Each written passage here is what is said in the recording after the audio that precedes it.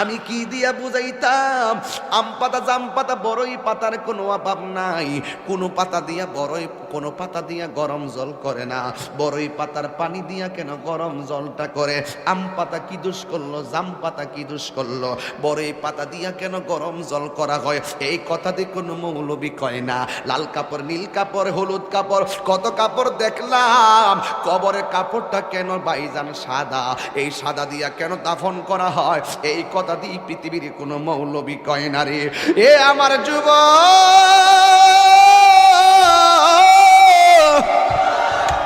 কি দিয়া বুঝাবো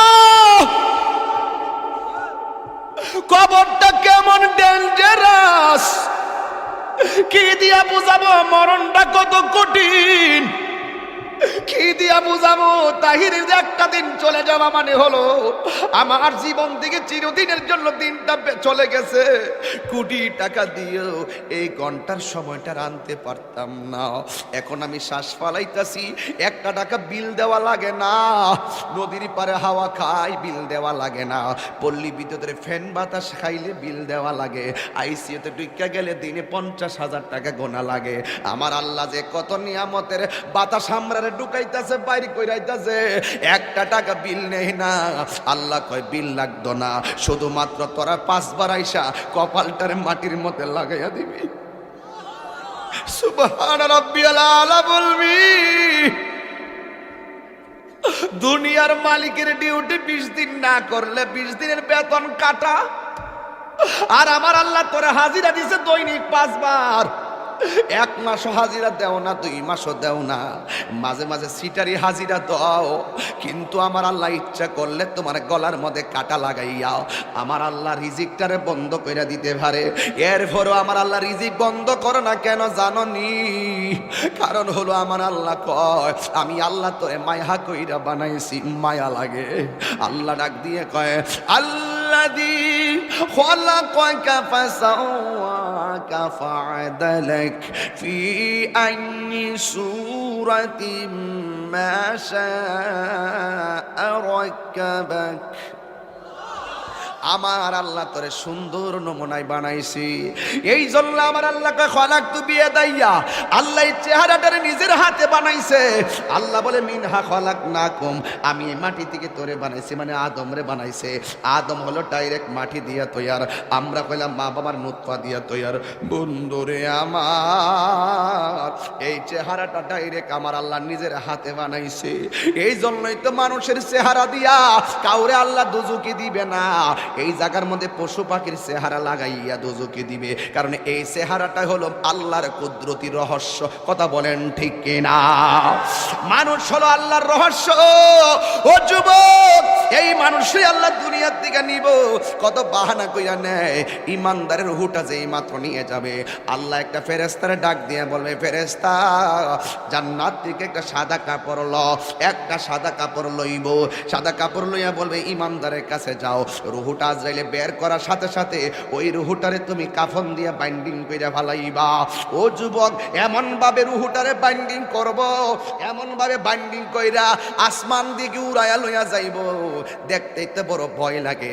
এমন ভাবে বুঝি তাহিরিরে বাইন্ডিং করব, এমন ভাবে বুঝি আপনারে বাইন্ডিং করব, দেখলই তো কেমন জানে লাগে, দেখলই তো কেমন জানে লাগে। এইভাবে বুঝি আমার বাইন্ডিং করবো।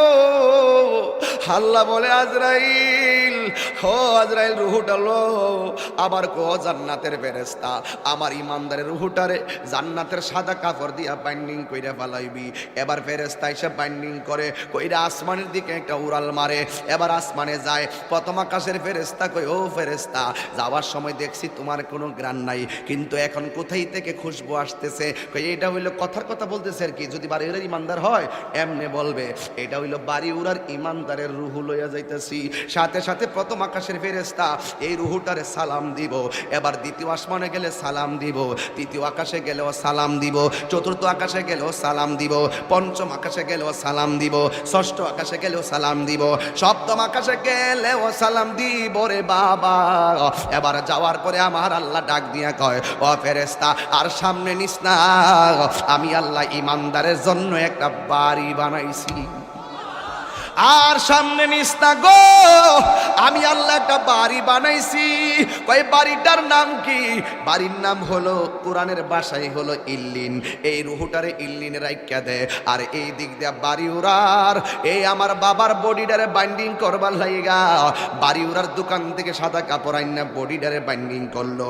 মানুষ আইব রে, এক নজর দকিতে মানুষ আইব রে। বিষয়টা দিছেন খুব কঠিন। মানুষ আইব রে, এক নজর দেখিতে মানুষ আইব রে। দেহ কাচার অচিন পাখি, দেহ কাচার ও চিন পাখি উইরা যেদিন যাইব রে, এক নজর দেখিতে মানুষ আইব রে। এইভাবে আপনার বডিটারে দেখবার লাগে কত মানুষ আইব। আয়া দৌড়ায় দৌড়ে আবার যাইব গা, কয় বাজার আছে, আমার কাজ আছে, কয়া কয়া দৌড়ায় দৌড়ে যাইব গা। কিসের তোর বন্ধু? ফেসবুকের বন্ধু। এই বন্ধু তোরে দেখার জন্য একটা মিনিটের জন্য আইব, আয়া কোন রকমে দেখকে আবার বন্ধু তোরে ফালাইয়া যাইব গা। কিসের তোমার বন্ধু? কয়েকটা মিনিটের জন্য জানাজার ময়দানে যাইব, ভালো করে মাটিও দিবে না, কয়েক ক্রিকেট খেলা আছে, এই কথা বইলা বন্ধু চলে যাবে। তার মানে বোঝা গেল এই দুনিয়ার বন্ধু তোমার কবরের আপন না, যিনি কবরের আপন হবে তিনি আছে শাহে মদিনা। কথা বলেন ঠিক কিনা? হাত তুলে বলো ঠিক কিনা বলো। আমার নবী কবর আসার ক্ষমতা আছে না? না।